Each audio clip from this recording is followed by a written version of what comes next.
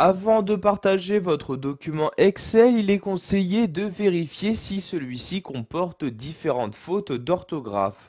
Donc pour ce faire, vous allez vous rendre en haut dans le ruban Office 2010 et cliquer sur l'onglet Révision. Une fois dans cet onglet, vous allez tout à gauche de celui-ci et cliquez ici sur Orthographe. Vous avez donc une nouvelle fenêtre qui s'ouvre. C'est dans cette fenêtre que vous allez pouvoir gérer les différentes fautes d'orthographe qui ont été détectées par le tableur. Donc par exemple ici pour le mot prénom, donc vous voyez ici vous avez le mot avec la faute qui s'affiche dans cette partie-là et vous avez donc dans la partie droite de cette nouvelle fenêtre les différentes options qui vous sont offertes.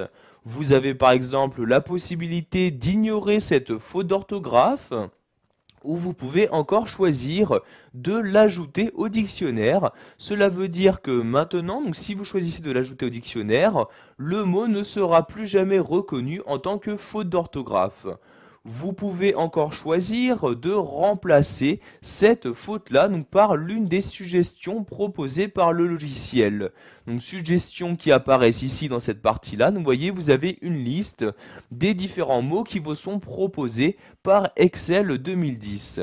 Donc je vais par exemple prendre ici ce mot-ci, je clique donc dessus pour le choisir et je vais maintenant cliquer ici sur remplacer et comme vous pouvez le voir, donc maintenant si je me rends dans la cellule correspondante, la faute d'orthographe a bien été remplacée.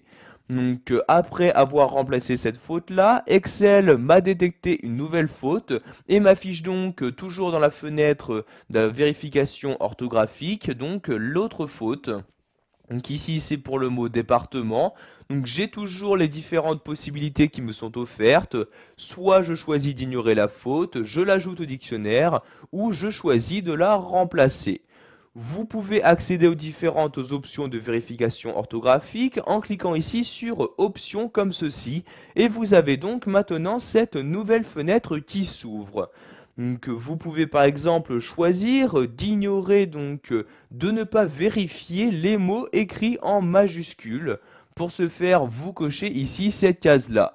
De la même manière, vous pouvez choisir d'ignorer les mots qui comportent différents chiffres, donc vous cochez également la case correspondante. Pour valider vos changements, vous vous déplacez donc en bas de la fenêtre et cliquez ici sur OK comme ceci. Et maintenant, donc par exemple, les mots en majuscules ou les mots contenant des chiffres ne seront plus vérifiés. Donc ici pour le mot département, je choisis quoi faire. Je vais par exemple ici le remplacer en utilisant l'une des suggestions, donc la première. Je clique ici sur remplacer comme ceci. J'ai maintenant une troisième faute d'orthographe de détecter, donc ici pour le nom de famille Sanchez, j'utilise soit la suggestion, soit je choisis de l'ignorer ou de l'ajouter au dictionnaire, donc je vais ici par exemple l'ignorer comme ceci, et voyez donc ceci passe automatiquement donc d'une faute à une autre. Donc je vais ici fermer cette fenêtre en me rendant en bas de celle-ci et en cliquant ici sur fermer comme ceci. Et donc un message apparaît maintenant me disant que la vérification de l'orthographe est terminée. Je clique donc ici sur OK pour fermer cette fenêtre.